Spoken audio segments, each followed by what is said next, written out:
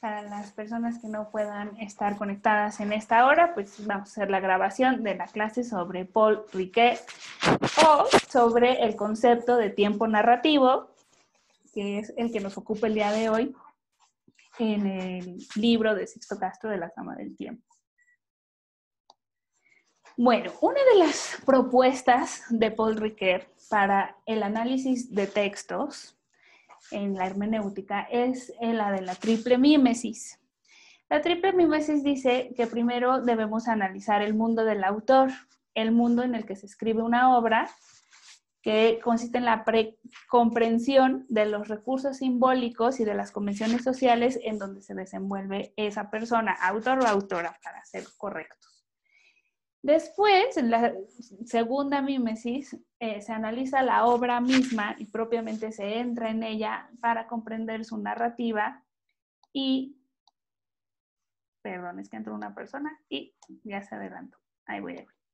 La obra misma, entrar en ella y comprender su narrativa, analizar su estructura y cuáles son las partes de la obra y las relaciones entre ellas, es decir, entender cuál es la trama.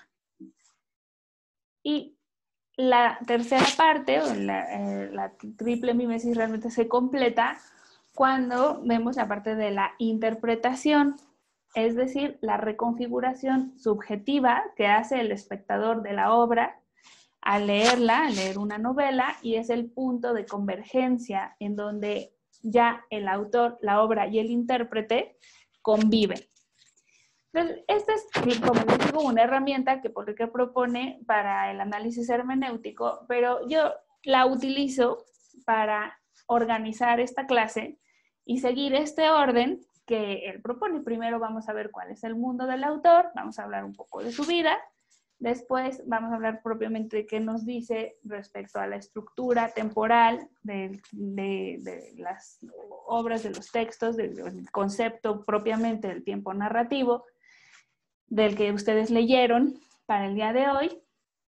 Y al final, cuando discutamos, pues vamos a ver cómo nos afecta esta nueva información acerca del concepto de tiempo a todos nosotros que estamos estudiando este semestre diferentes perspectivas de la temporalidad. Entonces, así va a estar justamente. Mímesis 1, la vida de Paul Ricoeur. Mímesis 2, propuesta del tiempo narrativo. Y mímesis 3, cómo lo entendimos nosotros o cómo nos afecta o cómo modifica lo que hemos venido aprendiendo sobre el tiempo. Bueno, esta es una foto súper bonita de Paul Ricoeur. En general sale serio, así, en las fotos, en la mayoría de las fotos que le toman, pero esta es la que más aparece en, pues, en páginas de internet o en reseñas que se hacen acerca de él, porque sí, es muy bonita su expresión y está allí con un alumno. Entonces les voy a dejar esa foto mientras les leo algunos datos importantes de su vida. Nada más sí me voy a adelantar un par de diapositivas para mostrarles esta fecha de nacimiento y de muerte. Nace en 1913 en Valence, Francia. Parece Valencia el nombre, pero es un lugar que está aquí, localizado en Francia, y muere en el 20 de mayo del año 2005, aquí en Châtenay-Malabry. Perdón si mi pronunciación es un poco imperfecta, pero bueno, ahí están las fechas de nacimiento y muerte, y ahora sí les dejo con esta foto para contarles un poquito más de su vida. Bueno, es filósofo y antropólogo y es conocido por su intento de combinar la descripción fenomenológica con la interpretación hermenéutica de los textos. Los primeros años de Ricoeur estuvieron marcados por dos hechos principales. El primero fue que nació en una devota familia protestante, convirtiéndose así en un miembro de una minoría religiosa en la católica Francia. El segundo es que su padre muere en 1915, es decir, cuando Ricoeur tenía 2 años de edad, en la Primera Guerra Mundial, y como consecuencia fue educado por su tía René, con una pequeña pensión asignada por su condición de huérfano de guerra. Ricoeur era un muchacho intelectualmente precoz y amante de los libros, cuya inclinación hacia el estudio fue incentivada por el énfasis de su familia protestante sobre el estudio de la Biblia. En 1933, Ricoeur se licenció por la Universidad de Rennes.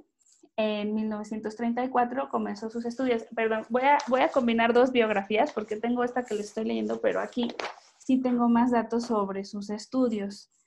Estudia en la Sorbona. Cuando se titula en 1934, sus estudios son en la Sorbona. Y allí dicen que tuvo influencia de Gabriel Marcel, una persona que proponía el personalismo. Ajá, muy bien. Entonces están las dos, son las dos universidades. Primero está en la de un pueblo más pequeño que se llama Rennes y después estudia en la Sorbona y se titula de las dos. En 1935 obtiene el título de licenciado en filosofía y ya se presagiaba un futuro brillante a pesar de sus orígenes provincianos. Esta frase me ofendió tremendamente hasta que un alumno del SUA, cuando yo la leí, me dijo, no, profesora, no se ofenda. Lo que pasa es que en Francia, igual que en Alemania, es obligatorio que las personas estudien en los liceos o en las universidades que están cerca de sus casas y además, dependiendo de los puntajes que sacan en la prepa, tienen derecho o no a acceder a ciertas universidades, ¿no? Entonces, hay pues sí como una estratificación y bueno, o sea, lo de la Alemania es un caso un poquito más tremendo porque se perfilan si van a ser ingenieros o si van a ser humanistas, como desde pequeños, desde que inicia la prepa y es como si hubiera menos libertad de elección de carrera, porque nosotros, bueno, siento por lo menos que en nuestra sociedad, en la Ciudad de México y en general, pareciera que podemos elegir nuestras carreras libremente. Estamos determinados por la sociedad y ya estuve viendo estadísticas de lo que suelen estudiar las mujeres y lo que suelen estudiar los hombres, pero bueno, pareciera que cada individuo elige si no es muy presionado por su familia. Y aquí no, o sea, incluso, digamos, en la época de Ricoeur, en Francia había una estructura en la que dependiendo de los puntajes que sacaras, tenías oportunidad o no de acceder a la Sorbona. Entonces, por eso dice aquí que a pesar de ser de provincia en donde tenía menos oportunidades de tener un buen puntaje para entrar a la Sorbona, él es muy brillante y lo consigue hacer. Digamos, estando en desventaja, consigue entrar. En 1956, Ricoeur consigue la cátedra de Filosofía General en la Sorbona. Este puesto marcó el ascenso de Ricoeur como uno de los más prominentes filósofos de Francia y durante esa época escribió Freud y Filosofía, El simbolismo del mal y con eso cimentó su reputación. De 1965 a 1970, Ricoeur ocupó un puesto en la recientemente fundada Universidad de Nanterre. Aquí se saltaron una cosa importante.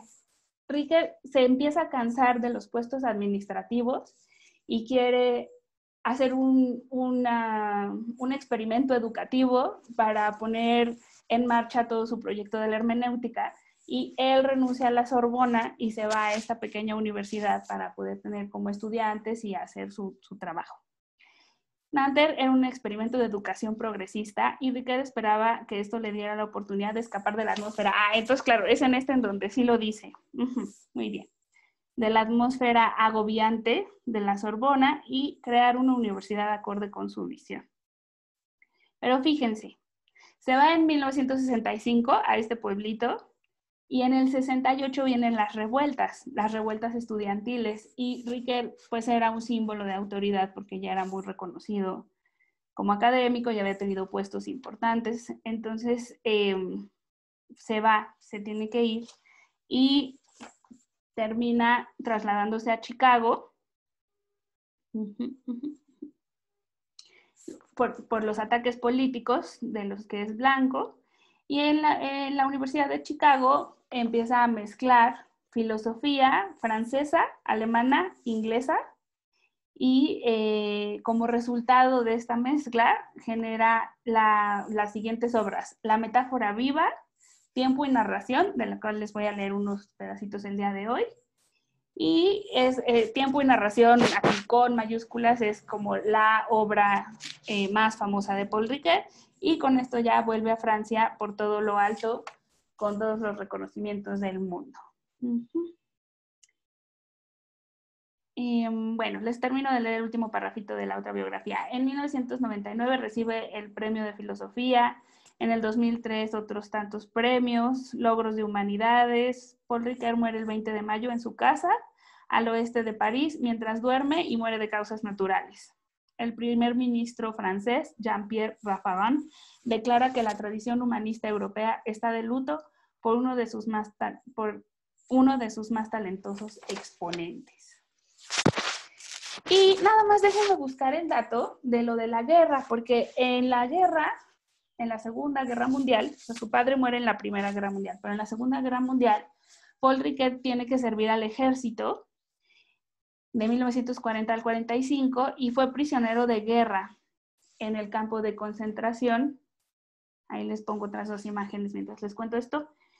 Y era tan brillante y tan buen intelectual que allí organiza como a varias personas que también están en el campo de concentración y empiezan a dar clases al interior, de tal manera que era el único campo de concentración en donde se podían obtener títulos universitarios. En esa época, Lea Jaspers traduce a Husserl, y es tras la guerra que obtiene la plaza ya en la Universidad de Estrasburgo, en Sorbona, y pues ya sigue con la carrera académica que acabamos de comentar. Entonces, bueno, pues esta es Mimesis 1, el contexto y la vida del autor que estamos abordando el día de hoy. Ahora vamos a la Mimesis 2, que es propiamente abordar el concepto del tiempo narrativo. Aquí pues sí me baso en el capítulo que ustedes leyeron el día de hoy, y pues allí se nos presenta el tiempo narrativo como una fusión del tiempo cronológico y el tiempo fenomenológico, y como una solución o un tercer espacio que los combina a los dos. Hay siempre una conciencia que tiene que dar sentido a la sucesión de los acontecimientos. Y bueno, pues hoy vamos a estar comentando muchas novelas y quizás algunas películas en donde podemos ver la importancia de la construcción de un tiempo en estas obras literarias o cinematográficas. Como primer ejemplo, pues quería preguntar si ustedes vieron esta película que se llama La Llegada. Déjenme detener un momentito la grabación para ir con ustedes y conversar. La grabación. Bueno, como nos explica Sixto Castro, hay varios aspectos de una obra, de una narración. Déjenme tomar aquí mis notas. Y tenemos el aspecto episódico, que es en qué orden se decide narrar las cosas, en cuál es el orden de los capítulos o de las escenas en una película. Está el aspecto organizacional, que es cómo se configura toda la obra. Y luego está la totalidad significante, que va a ser el tiempo poético. Como ustedes saben, poiesis significa crear. Y en este significado completo es en donde surge como un nuevo tiempo. Si recuerdan, en la primera clase hablábamos un poquito de Gadamer, un poquito del tiempo en la obra de arte o en la fiesta, y decíamos como que hay un tiempo propio de esa obra de arte en donde viven esos personajes, ¿no? Y lo mismo va a pasar aquí con el tiempo narrativo, o sea, se tiene que crear una temporalidad en donde se desarrolla la historia de los personajes. Entonces ahí tenemos lo poético, la poiesis, crear. Otro concepto central de este capítulo es este de Aufhebung, y les voy a leer una definición. El Aufhebung es una reinterpretación a otro nivel. Es una síntesis superadora que da lugar a un concepto propio y distinto. Algunas palabras que se le asemejan son sublimar, trascender o levantar, ascender como a otro nivel la interpretación. Entonces, bueno, pues igual en la discusión si quieren andamos un poquito más, pero esto es lo que va sucediendo en las obras narrativas.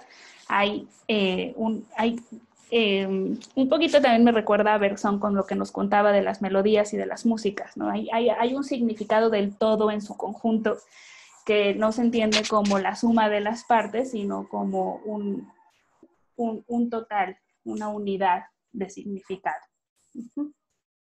Mediante la narrativa, el hombre intenta conquistar el tiempo en una dimensión diferente, nos dice Riquet. También nos comenta esto de los géneros poéticos, como la tragedia, que duraba lo mismo que un ciclo solar, y la epopeya, que era ilimitada en el tiempo y que se refería a eventos simultáneos.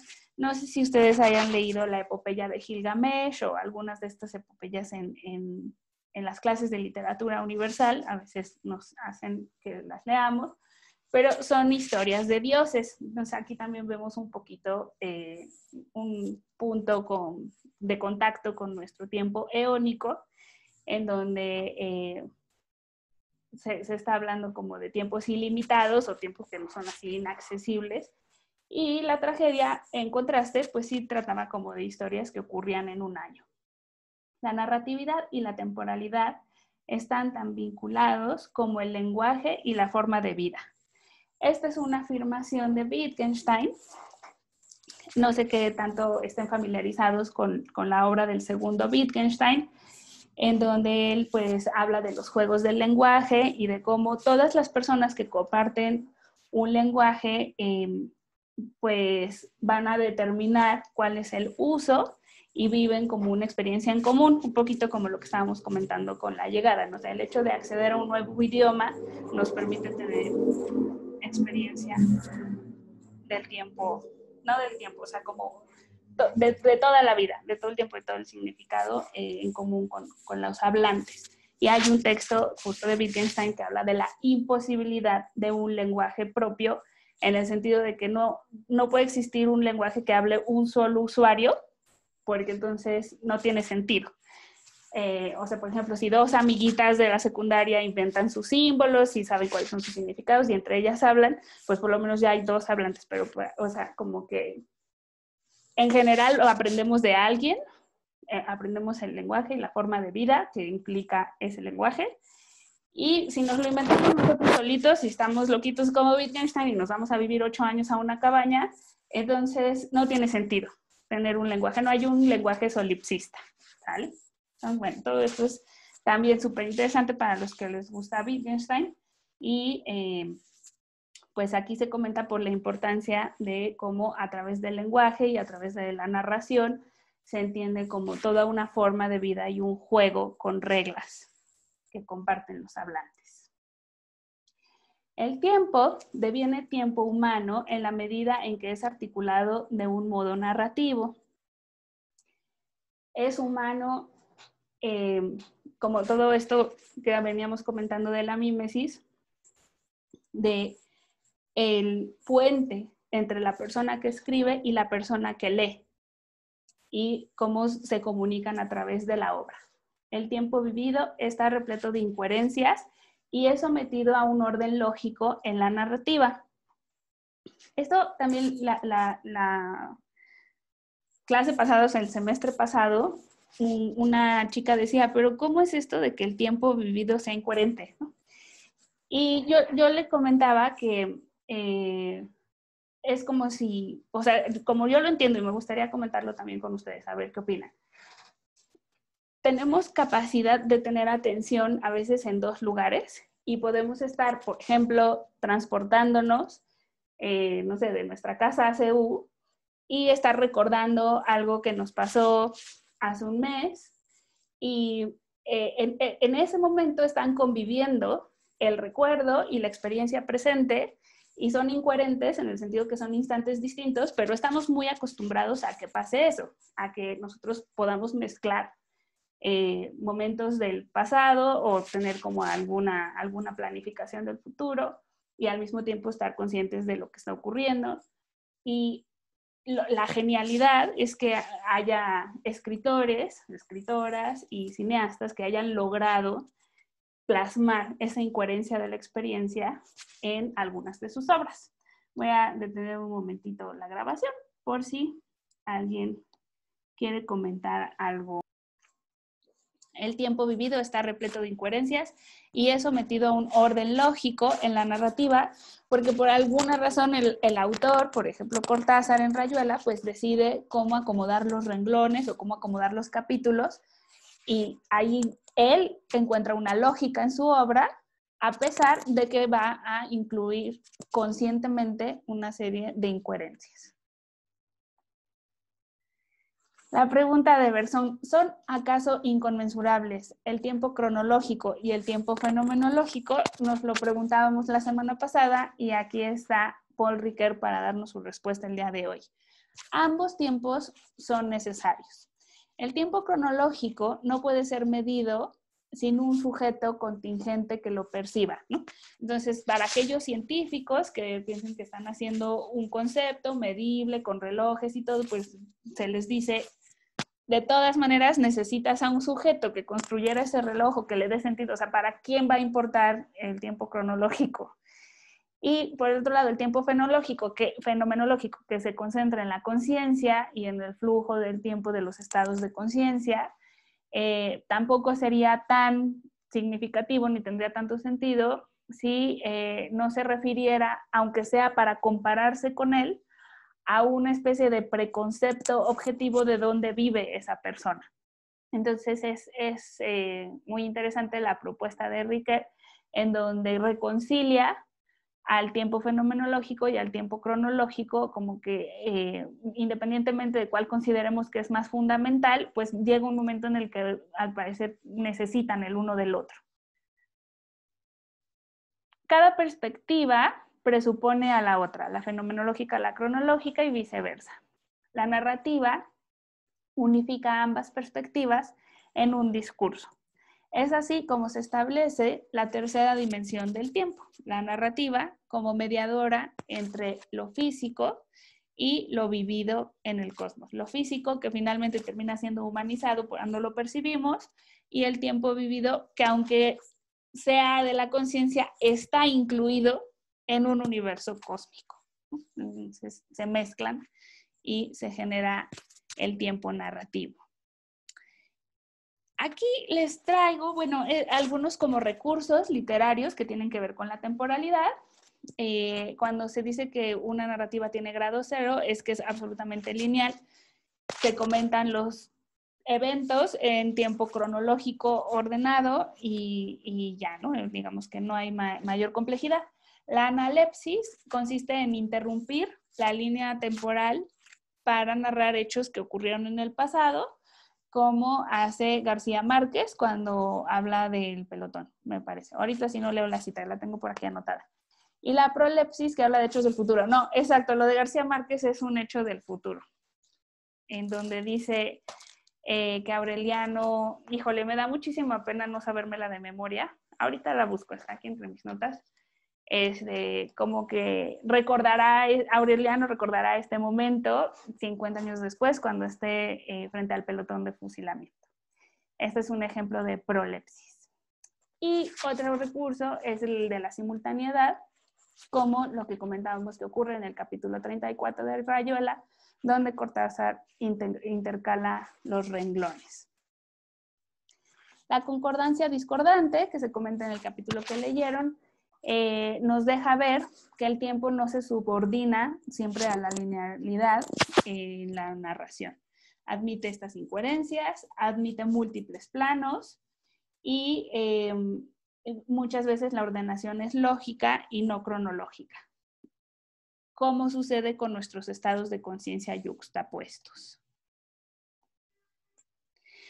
Ahora sí paso a comentar un poco de novelas y películas que cita Sixto Castro en este capítulo.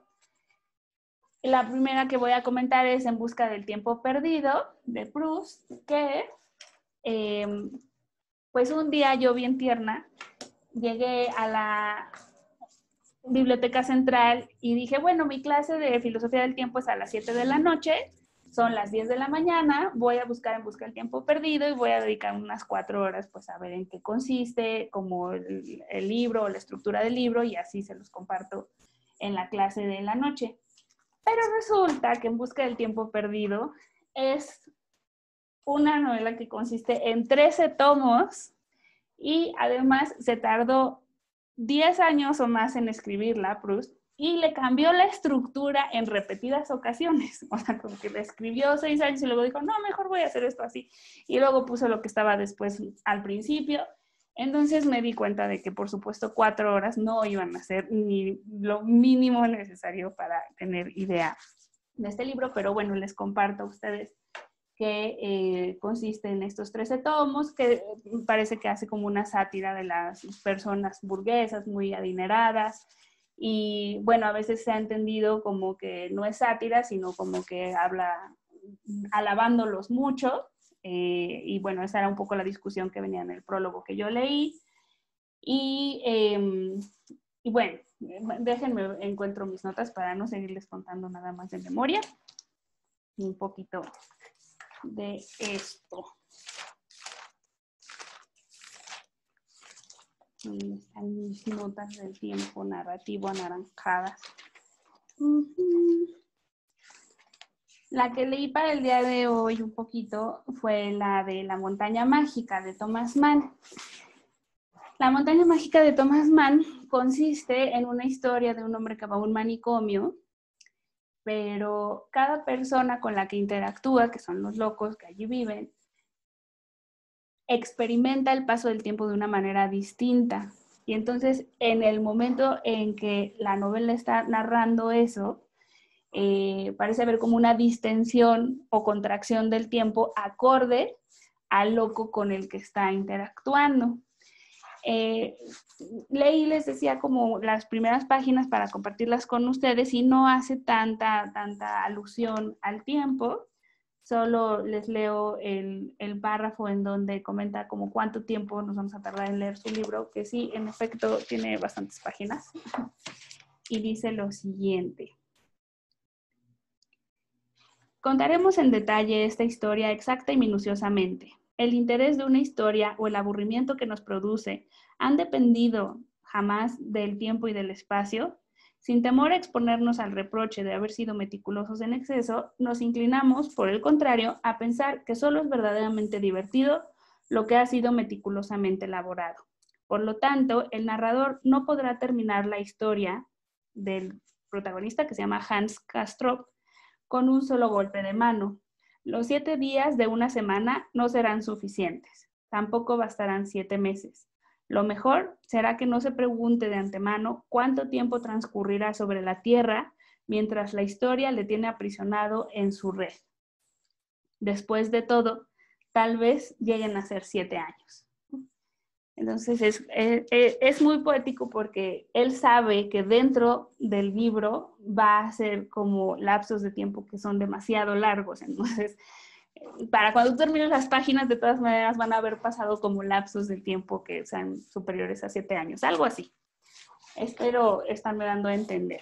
Pero bueno, eso para los que les genera curiosidad, pues de eso trata La montaña mágica, de un protagonista que visita el manicomio y que va teniendo estas experiencias distintas del tiempo. Y hay pues cierta similitud, diría yo, con Las olas de Virginia Woolf, que también trata como de personajes que experimentan el tiempo de diferente manera, pero que conviven en una especie como de playa onírica en común o imaginaria. Y lo que va haciendo Virginia Woolf es presentar a esos personajes y presentar sus experiencias del tiempo distintas y cómo vive cada uno de ellos. Y es muy curioso cómo conviven en un espacio, toda proporción guardada, pero también es interesante como la narratividad de Amores Perros. También allí se nos presentan como 3 historias o 3 personajes, pero se decide que tengan un punto en común, ¿no? Entonces aquí el punto en común en Las olas de Virginia Woolf sería esa playa, Y pues en Amores Perros ya sabemos que es el choque. Es así, no me da miedo que sea un spoiler porque es como del año caña. Todavía la llegada pues tiene menos años y quizás no la hayan visto, pero yo creo que Amores Perros pues sí, ya tuvieron oportunidad. Bueno, antes de pasar a la siguiente página, permítanme un segundito porque sé que tengo aquí mis notas sobre la búsqueda del tiempo perdido. Y ya si no diera con la página de mi cuaderno, pues sí continuamos con la presentación de PowerPoint. Y me acuerdo incluso que estaba como con un color anaranjado en la parte de arriba.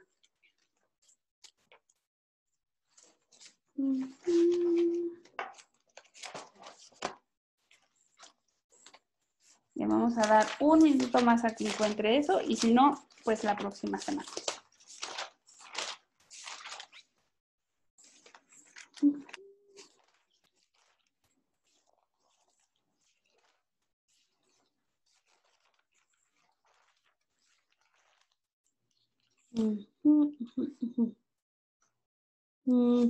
Aquí están con el letrero anaranjado, pero tengo sobre todo como los años, miren, no está mal para complementar la diapositiva. En busca del tiempo perdido, se empezó a escribir en 1908 y se terminó de escribir en 1922. La montaña mágica es de 1924 y, bueno, se desarrolla en los Alpes. Este manicomio está en las montañas nevadas y cada personaje piensa sobre el tiempo. Y Las olas es de 1931. Son los soliloquios de 6 más unos personajes con 9 interludios que ocurren en la playa. Bueno, pues por lo menos sí veo que buscara yo mis notas y gracias por su paciencia. Vamos a ver ahora películas. Justamente pues está Memento, que mencionaba también José Luis, El Día de la Marmota, que consiste en un día que se repite y se repite, Interstellar, que no sé si la hayan visto, ahorita comentamos, y Benjamin Button. El título completo es algo así como La interesante vida de Benjamin Button, que es un hombre que nace viejo y se va haciendo joven. Voy a hacer una pequeña pausa aquí por si quieren comentar algo. ¿Dónde está el video? Listo, pausa. Bueno, pues es que faltaba llegar a la mimesis 3, pero pues es que fuimos conversando a lo largo de la clase y esto es lo último que tengo para compartir con ustedes. Al leer, el mundo del texto y la experiencia ficcional que emerge de él se cruzan con el mundo actual del lector, dando lugar a lo que Gadamer llama la fusión de horizontes. Esto quizás les haya ocurrido con algún filósofo, con algún poeta, que pues quizás leemos en una edad y nos parece lo máximo porque estamos súper enamorados y decimos es que esto es exactamente lo que yo siento. Y quizás lo leemos 20 años después y decimos, bueno, no, ya no me gusta tanto este poema, ¿no? Creo que, o sea, como que también que nos resulte significativo o no, pues tiene que ver con nuestras vivencias en el tiempo en que leemos e interpretamos los textos. Y por último se dice que la poesía es atemporal, así como las novelas tienen que tener como pues cierto orden lógico o cronológico, la poesía pues tiene esta capacidad de trascender al tiempo. Y bueno, pues ya en esta ocasión no me dio tiempo de contarles las diferentes estructuras que tienen los cuentos y todo, pero creo que tuvimos otras conversaciones que también fueron interesantes. Y por mi parte ahora sí sería todo. Voy a parar el video y les pregunto si alguien se quedó con algo en el tintero para nada más para alguna duda o algo así.